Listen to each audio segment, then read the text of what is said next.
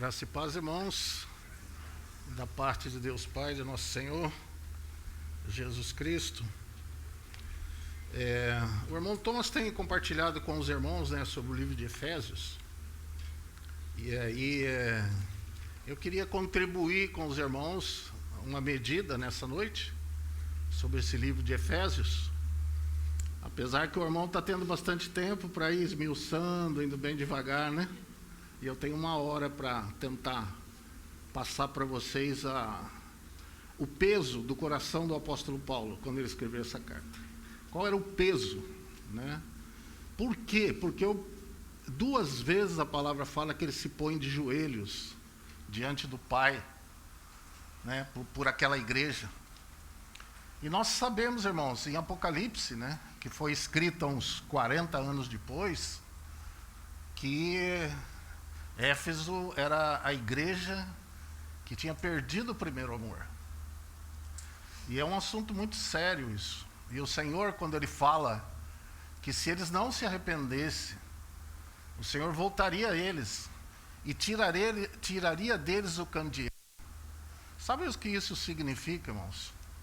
É um assunto muito sério isso. Porque o candeeiro é o testemunho do Senhor, porque Ele anda no meio dos candeeiros. Os candeeiros são as igrejas. Aquela igreja que ele chamava sua igreja, a igreja do Senhor Jesus. Nós sabemos que o próprio Senhor Jesus, ele disse isso, que eu edificarei a minha igreja. O Senhor tem a igreja dele, mas tem também a igreja dos edificadores, que rejeitam a pedra angular. Se lembra? Pedro fala sobre isso, o próprio Jesus, a pedra que os edificadores rejeitaram, essa foi posta como a principal de esquina. Ele estava falando dele mesmo, da pessoa de Cristo. Uma vez que a pessoa de Cristo, ela não é o centro daquela igreja, ele não é o cabeça daquela igreja. Ele não é o primeiro amor daqueles irmãos, daquela assembleia, entende? O Senhor não tem como chamar de sua igreja aquilo lá. Ele não chama, ele tira o candeeiro, ele tira o testemunho de que aquela igreja é a sua igreja pela qual ele tem edificado aquela igreja. Isso é muito sério, irmãos. Isso é muito sério. Porque há muitos edificadores, de igrejas.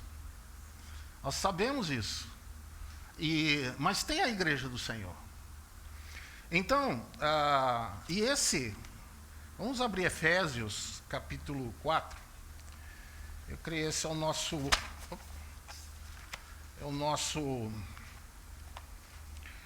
ponto principal aqui. Eu creio que o irmão deve ter comentado também sobre isso com vocês, acerca desse mistério, esse grande mistério.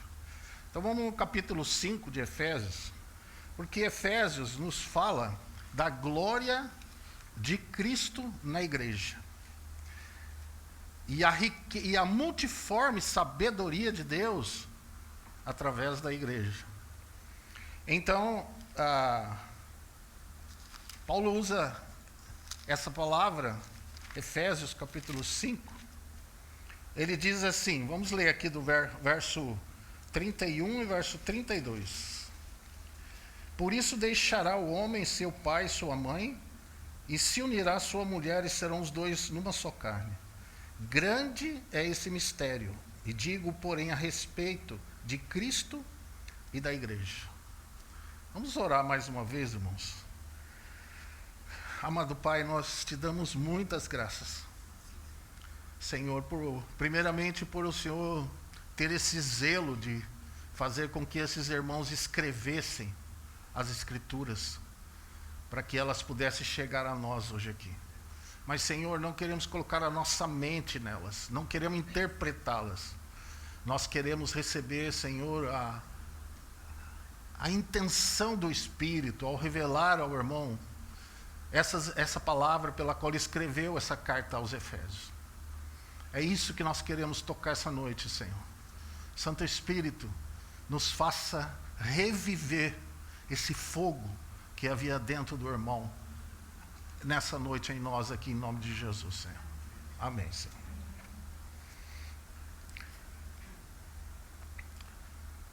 Este é Por que a palavra fala de mistério? Mistério é uma coisa que está oculta dentro daquele que tem esse mistério. Então, a Bíblia chama que Cristo é o mistério de Deus. É interessante isso. Você não pode ir a Cristo diretamente. Sabia? Interessante, né, isso? A gente não encontra Cristo, primeiramente, diretamente. Jesus fala sobre isso, lá em João 6, diz assim, ó, ninguém pode vir a mim se pelo Pai não lhe for concedido. Todo aquele que do Pai ouviu e aprendeu, vem a mim. Porque é uma revelação do Pai, a pessoa de Cristo. Você tem que receber do Pai essa revelação. Ninguém conhece o Pai, senão o Filho. Ninguém conhece o Filho, senão o Pai. E aquele a quem o Filho quiser revelar. Então a revelação do Filho vem pelo Pai. E a revelação do Pai vem pelo Filho. Né? A glória do Pai nós conhecemos na face de Cristo, através do Espírito Santo. Então esse é um mistério. Agora a igreja, irmãos, nós podemos usar expressões teóricas sobre a igreja, entende? O que é a igreja? A igreja é o corpo de Cristo, a igreja são os membros do corpo, são as pedras vivas de uma edificação de Deus. Nós precisamos usar muitas expressões, né, teóricas sobre a igreja. Mas, irmão, igreja, ela tem que ser vivida organicamente, entende? Você tem que estar sendo movido pelo cabeça, ligado por todas as juntas e ligaduras aos irmãos, para funcionar como o corpo de Cristo. Não existe vida individual, né? A salvação ela é individual. A responsabilidade nossa, como membro desse corpo de Cristo, ele é individual. Mas a nossa vida ela é coletiva. Tudo funciona de forma coletiva. E esse mistério, irmãos, é interessante que Paulo ele usa essa expressão. Olha no capítulo 1 aí, ele fala assim, ó. Eu gostaria de falar para vocês, explicar, bem explicadinho, sabe? Mas isso é um assunto que Deus tem que dar espírito de sabedoria, de revelação. Os olhos do entendimento seus têm que ser abertos. Então veja aqui, ó, capítulo 1. Verso 17, ele fala sobre essa oração, né, novamente, ele tem orado por eles, e ele diz assim no verso 17, para que Deus de nosso Senhor Jesus Cristo, Pai da glória, vos dê em seu conhecimento, certo? O espírito de sabedoria e de revelação, tendo iluminados os olhos do vosso entendimento, para que saibais qual seja a esperança da sua vocação, quais as riquezas da glória da sua herança nos santos, e qual a sobreexcelente grandeza do seu poder sobre nós os que cremos. Esse poder da vida da ressurreição. Então, o seu chamamento. Qual é o seu chamamento? O seu chamamento, irmãos, não é para ser um membro de sentar aqui e ouvir uma boa pregação. Você tem que funcionar. Né? Nós já vamos ver um pouco isso. Sua vocação, nós temos que entender que nós, aqui fala em Efésios, nós somos escolhidos desde antes da fundação do mundo. Para quê? Para que nós fomos escolhidos desde antes da fundação do mundo? Agora, cuidado com que você não pensar que você é a cereja do bolo. Não vai cair naquele engano, colocando Deus em problema, né? Como injusto. Ali, ele não está falando que você, pessoalmente, ele é escolhido. Quem é escolhido antes da fundação do mundo? Quem foi predestinado para ser santo, irrepreensível diante dele? Em amor nos predestinou para sermos conforme a imagem de seu Filho. Então, o que isso quer dizer? Quer dizer o seguinte, é como Adão. Adão é uma figura de Cristo, não é? É uma figura do que havia de vir. Então ali, quando Adão chegou, e toda aquela criação que Deus tinha feito, ele não viu nada que lhe era idôneo. É verdade? o cavalo, a égua servia para ele, a macaca, a elefanta, qualquer coisa assim nesse sentido. Então, de toda a criação de Deus, não tinha nada que lhe era idôneo. Certo? Então, o Senhor tinha que tirar dele mesmo uma ajudadora. E foi isso que aconteceu com a pessoa de Cristo. Ele é uma figura. Então, de toda a criação, de tudo que o Senhor criou, seja querubins, serafins, tudo que ele criou, não havia nada que lhe fosse idôneo. Então, Deus disse assim: façamos quem? O homem, conforme a nossa imagem, conforme a nossa semelhança. Então, quem Deus escolheu? Quem, irmãos? O homem. E quem Deus predestinou para ser conforme a imagem do Filho? O homem.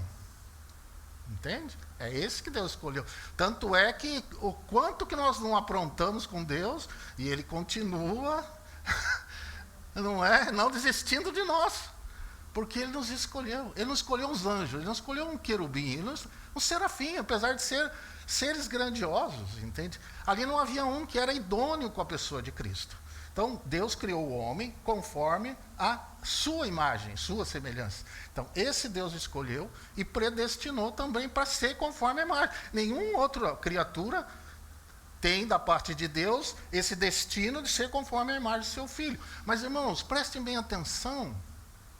Todo o trabalho de Deus, a figura de Deus para nós, a medida de Deus para nós é Cristo, entende? Cristo é santo. Cristo é irrepreensível. Ele é perfeito. Ele tem mancha. Ele tem mácula.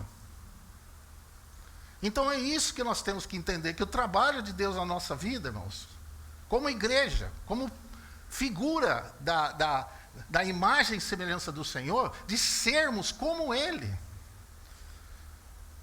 Então nós fomos eleitos para sermos santos, irrepreensíveis diante dEle.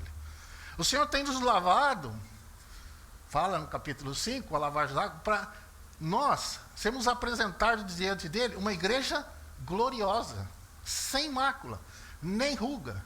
Sabe qual é a figura da igreja lá na Nova Jerusalém? É o diamante. Por que o diamante? Porque o diamante, ele é a pedra mais pura que existe, pela qual toda a luz que passa por ela é transmitida. A pedra não prende nada, o diamante não segura nada da luz, ela transmite toda a luz. E é isso que vai acontecer. A Nova Jerusalém, a esposa do Cordeiro, ela vai transmitir toda a glória do Senhor, toda a luz do Senhor para as nações. Vocês já pensaram isso? Vocês já pensaram que no céu e na terra vai ter nações dos salvos e vai ter a esposa? E é sobre isso que eu quero falar para vocês. Por que o peso do irmão? Porque o peso do irmão Paulo, de uma certa forma, já vendo alguma coisa acontecer nessa igreja de Éfeso, e exorta os irmãos. Ele começa o capítulo 4 dizendo assim, essa expressão, rogo-vos. Verso 1, rogo-vos. Sabe o que é isso, irmãos? Sabe o que é a palavra rogo? Rogo-vos. Considera. Eu suplico, eu exorto, eu recomendo, em alta voz, que é a palavra caracaléu, né? Caléu quer dizer chamar em alta voz. Eu quero instruir vocês, eu quero ensinar, eu quero encorajar vocês. Mas preste atenção, porque isso é muito sério. Por que era sério para Paulo? Não era só para Paulo, era sério para o Senhor Jesus também. E tem que ser sério para nós também. Porque, irmãos, o Senhor não fala mais sobre a questão da salvação. Interessante aqui no livro de Efésios, porque ele vem na primeira parte falar o que o Senhor nos deu. Olha aqui no capítulo 1, aquilo que nós tínhamos falado, né, sobre Agora, olha o capítulo 1, verso 7. Em quem temos a redenção pelo seu sangue, a remissão dos nossos ofensas segundo as riquezas da sua graça. Nós já temos, está vendo? Ele vem falar assim, ó. vocês têm essas coisas, já foi dada para vocês, vocês já têm, não é esse o assunto, entende? Não é redenção. Olha aqui o verso 9, descobrindo-nos o mistério da sua vontade. O Senhor tem descoberto o mistério da vontade dele para nós. Olha aqui o verso 13, ele vai falar aqui que fostes em quem também vós estáis, está vendo? Nós estamos, não estamos? Ou você ainda não está em Cristo? Se você não está em Cristo, você está no pecado, certo? Agora, se você está em Cristo, você é uma nova criatura. E aí ele diz assim, em quem também estáis, depois que ouviste a palavra da verdade, o evangelho da vossa salvação, e tendo nele também crido, fostes selados com o Espírito Santo da promessa. É realidade ou não é? É realidade, você foi selado com o Espírito Santo da promessa. Vamos ver mais um. Olha, capítulo 2, verso 5. Estando nós ainda mortos em nossas ofensas, nos deu vida juntamente com Cristo. E nos vivificou juntamente com Ele. E nos fez assentar nos lugares celestiais. E nos ressuscitou juntamente com Ele. Deixa eu ler de novo. Estando nós ainda mortos em nossas ofensas, verso 5. Vos vivificou juntamente com Cristo, pela graça sois salvos, e nos ressuscitou juntamente com Ele nos fez assentar nos lugares celestiais em Cristo. Você não está sentado? Ele não te deu vida? Você não está sentado com Ele no lugar? Não ressuscitou? Você recebeu tudo isso. Vamos para o capítulo 3, aliás, no capítulo 2 ainda mais um, verso 13, diz assim, agora em Cristo Jesus, vós que antes estavam longe, já pelo sangue de Cristo chegastes perto, está vendo? Então, nós que estávamos longe, gentios, pelo sangue nós chegamos perto. Vamos ver no capítulo... Então, todas essas coisas que vocês vão vendo aí, que fala, que Ele nos deu, que Ele fez, né? Vamos para o capítulo 6, ele vai mostrar aqui também, que é para nós tomarmos a armadura de Deus, eu vou me referir, depois se você quiser anotar, você lê aí, a partir do verso 13 até o verso 17, que é para nós tomarmos a armadura de Deus, porque Ele nos preparou todas essas coisas. É para você tomar essa armadura. A justiça veio de quem? Veio dele. A verdade, o evangelho da paz, né? A fé, a salvação, a espada do Espírito, que é a palavra de Deus, todas essas coisas o Senhor nos deu. São nossas. Mas por que Paulo, então, irmãos, ele treme? Falando dessas coisas para os irmãos, isso aí, irmãos, são coisas... Se você não sabe, são coisas que você deve saber. Porque isso o Senhor já nos deu. Né? Mas por que ele treme agora diante de Deus e põe de joelhos por aquela igreja? Que ele já via que algumas coisas estavam acontecendo. Por quê, irmãos? Porque ele tinha um peso no seu coração. Qual era o peso no coração de Paulo? Não era só dele, era dos apóstolos também. Né? Mas vamos para 2 Coríntios capítulo 11, veja bem.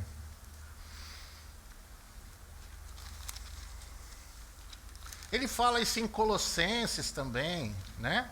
Que eu me esforço, sabe? Para apresentar todo homem perfeito em Cristo. É a estatura de varão perfeito, é o que ele fala lá no capítulo 4, até que todos cheguemos, entende, irmãos? Esse é o nosso alvo, se não é o seu alvo... Ele vai usar uma expressão aqui em Efésios, que você precisa despertar, entende? Você está dormindo. E por que você precisa despertar? Então nós vamos ver aqui, ó, capítulo 11. Ele diz assim, ó, 2 Coríntios capítulo 11, verso 2. Porque eu estou zeloso de vós, com zelo de Deus. Sabe o que é isso, irmãos? Ao peso que aquele irmão carregava, né? Da vida dos irmãos. Nós carregamos esse peso, sabe, irmão? Pela vida dos irmãos. Porque nós não somos aqueles profetas, sabe? Que diz, paz, paz, seja convosco. É paz. Fique na graça, irmãos. Tá tudo tranquilo, entendeu? Tá tudo pronto, não precisa se preocupar com nada, sabe como é que é? Essa voz que vem desde lá do Éden, está até hoje incomodando o povo de Deus, entende? Essa mesma voz. É a voz do relaxo, sabe? É a voz de viver de qualquer maneira. É a voz da negligência, da mornidão. Mas não se preocupa não, porque vai ter tempo, né? Eu só quero falar uma coisa para vocês. Sabe quanto tempo vai ter para a gente correr e se arrepender e fazer alguma coisa para a gente resolver a nossa vida na volta do Senhor? Sabe quanto tempo? É isso aqui, ó. Não é isso que diz? Que ao som da última trombeta, e ó, o Senhor fala assim, ó. Esteja preparado, porque no dia em que você não pensar, você virá o Filho do Homem. Não é um negócio que vai vir um noticiário lá, vão anunciar na Rede Globo, na TV Bandeirantes e tudo, o Senhor Jesus está voltando, esteja preparado. Sabe como é que é? Olha bem, estou falando, está avisando. Os que estiverem mortos ressuscitarão primeiro, e nós que estivermos vivos, seremos transformados num abrir e piscar de olhos. Entende? Pá, buf. E o Senhor fala sobre isso. Estarão dois numa cama, um será levado, o outro será deixado. Estarão dois no campo trabalhando, um será levado e o outro será deixado. Então, o Senhor fala aqui, ó. Porque estou zeloso de vós, porque vos tenho preparado. Como para vos apresentar como uma virgem pura a um marido, a saber, Cristo. Sabe o que ele está falando aqui, irmãos? Que nós temos que estar, a igreja tem que estar preparada na mesma condição que o Senhor naquele dia, para se encontrar com Ele. Você se lembra lá em Apocalipse 19? O que fala? Bem-aventurado aqueles que são chamados às ceias do Cordeiro, e a sua noiva já se ataviou, já se preparou. E as vestes dela são as obras de justiça dos santos. São as suas obras de justiça. É a maneira como você vive. Só que a maneira como você vive é que diz respeito à igreja. Então, irmãos, por isso é que a Escritura, ela fala de uma maneira muito clara, que a noiva são todos os que creem no Senhor, mas a esposa é só os que se prepararam. Será que você já entendeu isso? Eu vou ler. Veja bem, eu vos preparei, eu temo. E Paulo não preparou ela? Para ela estar preparada, mas ele temia que aquela que estava preparada, de alguma forma, ficasse despreparada, sabe? E fosse seduzida por esse tentador aqui, né? Verso 3, mas temo que assim como a serpente enganou a Eva com a sua astúcia, assim também sejam de alguma sorte corrompidos os vossos sentidos. Está vendo? Ela estava preparada como uma virgem e foi corrompida. Ele temia isso. Lembra que ele fala lá em 2 Timóteo, para Timóteo ele fala assim, ó, lembra-te de Jesus Cristo, que é filho de Davi. O que ele está falando? Paulo está dizendo assim, Jesus é Salvador. Na verdade, ele é o Filho de Deus, ele é o Cordeiro de Deus, mas ele também é rei. Há um reino dele que virá. E é para isso que nós temos estar preparado.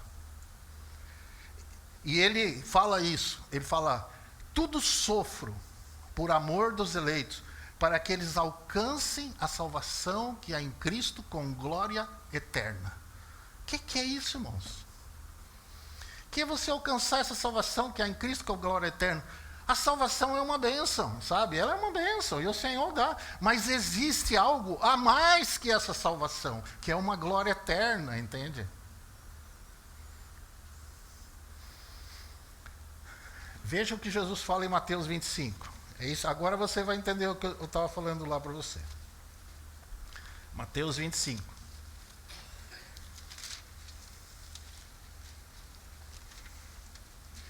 A parábola das 10 virgens, certo? Se você ler a Escritura, você conhece essa parábola.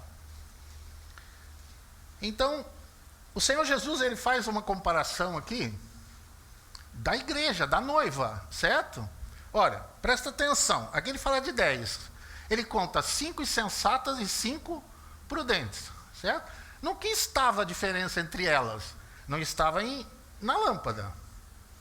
Olha, veja bem, ele está falando, o reino do céu, está falando do quê, irmãos? Está falando do reino. Aquela porta que se fechou para essas aqui, se fechou para o reino, entende? Se fechou para o matrimônio, se fechou para a intimidade com o Senhor. Se fechou para aquela vida como esposa. Por quê? Elas dormiram como noiva. Olha bem, o reino dos céus, verso 1, é semelhante a 10 virgens que, tomando as suas lâmpadas, saíram ao encontro do... Está vendo? Então as 10 eram noiva, não é? Não era? As 10 não eram noiva? Quando elas saíram, e elas tinham óleo na lâmpada, certo? O que significa isso? Não é falta de regeneração. O óleo é a figura do Espírito. A lâmpada é a figura do nosso Espírito, certo? O Espírito do homem é a lâmpada do Senhor, certo? Mas o que é a lâmpada sem luz? Ou sem óleo? Não é nada, é a lâmpada.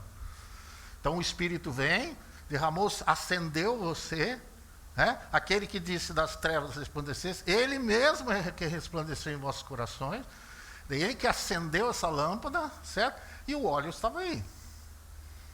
Então as 10 eram iguais nisso, e isso nos fala da salvação.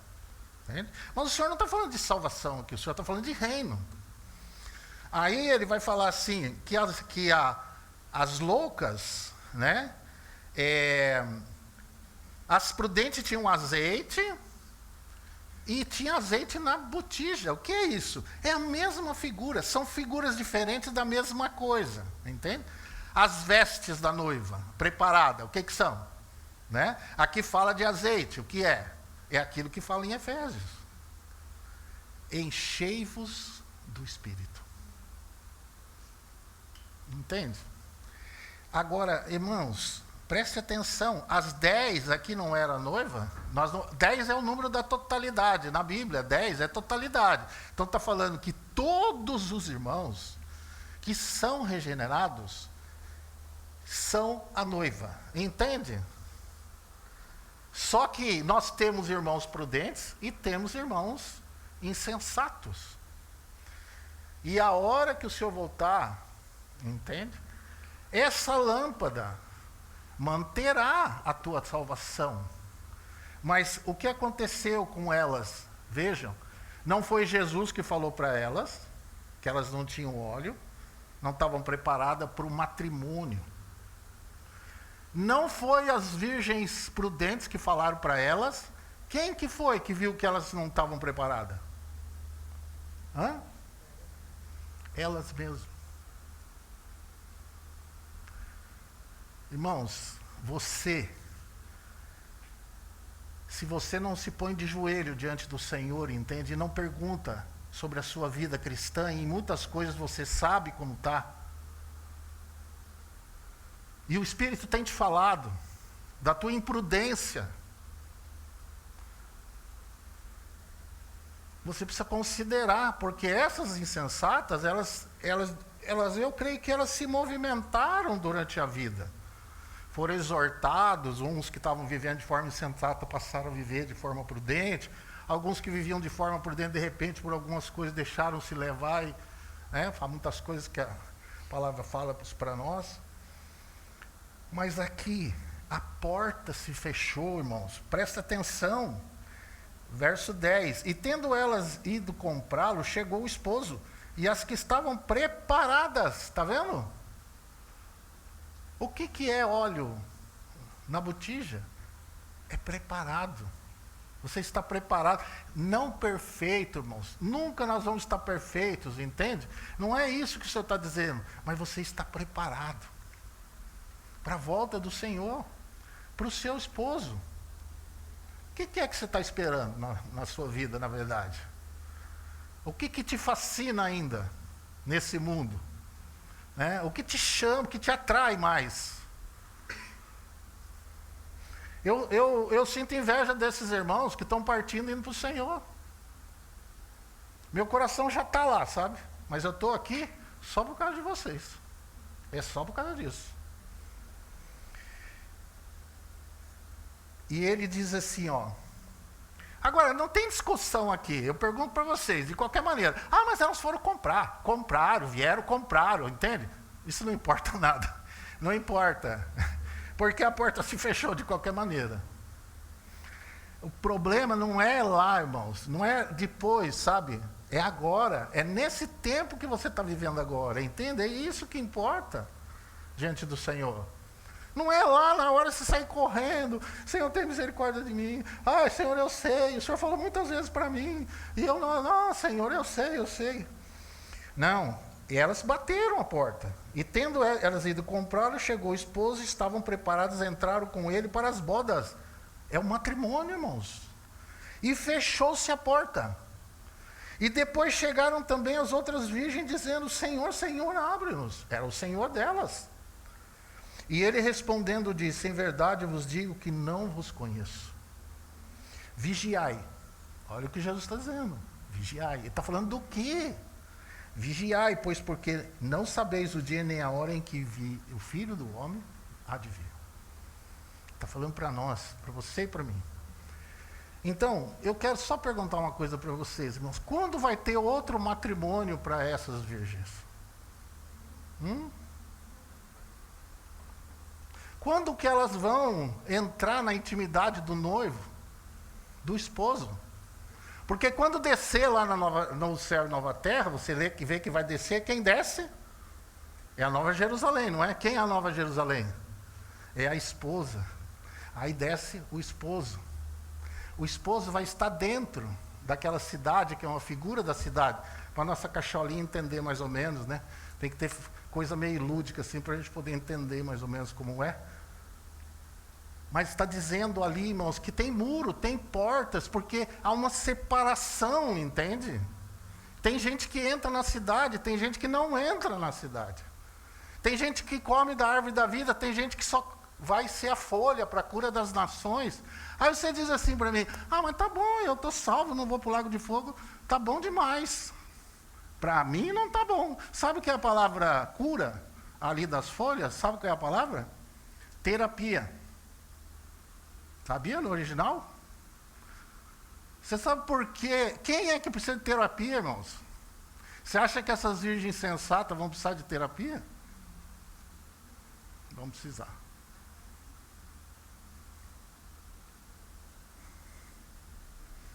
Então, é isso que Paulo está rogando aos irmãos em Éfeso. Então vamos voltar lá para Éfeso. E aí vocês vão entender agora várias expressões dele aqui, né? E Paulo também usa uma expressão sobre a igreja. Eu quero ler com vocês lá em 1 Timóteo, para nós entendermos por que ele trata agora, quando ele roga, ele trata da nossa vida como cristão, não só da assembleia pela qual nós participamos, mas da nossa vida fora. Então veja, para nós entendermos o assunto da igreja, porque nós temos que entender que essa igreja, irmãos, não é esse momento aqui, sabe, pela qual nós nos reunimos. Veja o que ele fala aqui em 1 Timóteo capítulo 3. Vocês se lembram quando ele fala do episcopado, do bispo, dos irmãos que estão no governo, na responsabilidade? Qual é a característica para que esse irmão esteja nessa condição? Qual que é? Você pode ver que é tudo questão da vida dele no dia a dia. Marido de uma só mulher, veja o capítulo 3, verso 2. É necessário que o bispo seja irrepreensível. Aonde? Só na reunião? É na reunião aqui que ele tem que ser irrepreensível? Não, irmãos. É lá, nos seus negócios, lá fora, na sua casa. Entende? Segundo, marido de uma só mulher, vigilante, sóbrio, honesto, hospitaleiro, apto para ensinar, não dado ao vinho, não espancador, não cobiçoso de torpe ganância, mas moderado, não contencioso, não avarento. Agora, olha a expressão. Que governe bem a sua própria casa, tenha os seus filhos em sujeição em toda modéstia, porque se alguém não sabe governar a sua própria casa, como terá cuidado da igreja de Deus, está vendo? Então, uma relação. E aí ele vai chegar no capítulo 3, lá no verso 15, e diz assim, ele vai falar sobre os diáconos aqui também, certo? Mas ele chega no capítulo 15 e diz, mas se tardar, para que saibais como convém andar na casa de Deus, que é a igreja do Deus vivo, coluna e firmeza da verdade. Está vendo? Andar na casa de Deus. Andar na casa de Deus. Qual a extensão da casa de Deus, irmãos? Se nós temos que andar. Andar é movimento. Né? A casa de Deus é a igreja do Deus vivo. A igreja do Deus vivo, ela é orgânica, entende, irmãos? Não é porque você está lá nos seus negócios, lá na sua casa, que a maneira que você vive lá não afeta a igreja. Você vai ver que coisa importante. Porque a igreja ela tem uma função. Por exemplo, você consegue detectar aqui nessa cidade de Londrina qual é a igreja do Senhor? Você consegue detectar? Não, porque aonde tem salvos, não é? Então só o Senhor que olha para Londrina e vê todos os seus salvos. Está vendo? Só o Senhor. Então, nós temos que entender que a nossa função está afetando toda essa igreja, a nossa vida, o nosso viver. Então, veja o que ele fala aqui, né? Então, essa é a maneira. Então, qual a extensão da casa de Deus? Eu falo que começa da sua casa para a igreja. Não é da igreja para a sua casa, mas também da igreja para a sua casa. Da sua casa para a igreja. Porque você não consegue viver uma vida de hipocrisia aqui na igreja do jeito que você vive lá na sua casa. Porque é lá que o Senhor está olhando. Lá é da maneira como Deus está vendo. Porque do jeito que você é aos olhos do Senhor lá, você é aos olhos do Senhor aqui. Ou você acha que a partir do momento que você passou daquela porta, você... aí vem uma rodelinha na sua cabeça assim, você vira um santinho que senta aqui, o Senhor olha para você, que bênção que ele agora está ali. Saiu da porta para lá, aí a coisa... Não, irmãos, aos olhos do Senhor, os olhos do Senhor estão sobre todos, contemplando. Então, vamos voltar lá. Agora você vai entender o peso do coração, Efésios capítulo 4.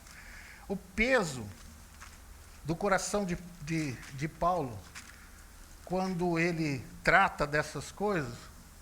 Então ele chega nesse capítulo 4, qual é o peso dele? Vocês vão, a partir do capítulo 4 aqui, capítulo 4, verso 1. Então ele chega nessa palavra, eu suplico a vocês, sabe? Eu suplico, eu clamo em alta voz para vocês. Eu, preso do Senhor, veja o verso 1, que andeis como é digno da vocação com que fostes chamados. Está vendo? Você foi chamado com que vocação, irmãos? Nós falamos lá, para ser santo, irrepreensível. Essa deve ser a sua vida, ainda que você não tenha essa plenitude, mas você deve caminhar aí para isso, para alcançar aquilo que você foi alcançado por Cristo. Se você não tem isso no seu coração, se isso não é o seu alvo não é a plenitude em Cristo, não é a santidade, não é a sua vida repreensível diante do Senhor, sabe o que está acontecendo, irmãos? Olha o que a palavra nos fala aqui, no capítulo 5, vamos ver. Olha a exortação. Verso 14, por isso diz, desperta, tu que dormes. Levanta-te dentre os mortos e Cristo te esclarecerá. Está vendo? Sabe essa expressão, uma coisa muito interessante. Está cheio de mortos aqui. Está cheio de mortos. Certo? São as pessoas do mundo, são os que estão no mundo, é a figura. Vocês já viram assim naquelas guerras que as pessoas vão passando, ver se tem alguém que está vivo? Só que aqui não é alguma coisa que você está ferido, aqui você está dormindo. As pessoas olham e vê você morta junto com as que estão mortas, da mesma maneira. Mas olha, mas ela está respirando, ela não está morta. Desperta. Desperta, entende? Tu que dormes. Ele diz o verso 15, portanto, vede prudentemente como andais. Irmão, você que precisa ver isso, entende? Como você tem andado. Não como nécio. Olha, virgem nécia, sabe? Virgem insensata, nécia, tola. Mas como sábio, remindo o tempo, porque os dias são maus. Irmãos, nós não temos muito tempo, não. Hoje é um dia menos para você se colocar diante do Senhor com a sua vida. Amanhã será um dia menos. E ele diz assim, remindo o tempo, porque os dias são maus. Por isso, não sejais insensatos, entende? Mas entendei qual seja a vontade do Senhor. Não vos embriagueis com vinho em que há dissolução. Aqui ele não está falando de bebida alcoólica, irmãos. Sabe o que ele está falando aqui? Do vinho, da embriaguez da prostituta, desse mundo, da Babilônia, desse mundo, sabe? Desse mundo político, desse mundo financeiro, desse mundo caótico. Essa é a prostituta, que está lá em Apocalipse 17.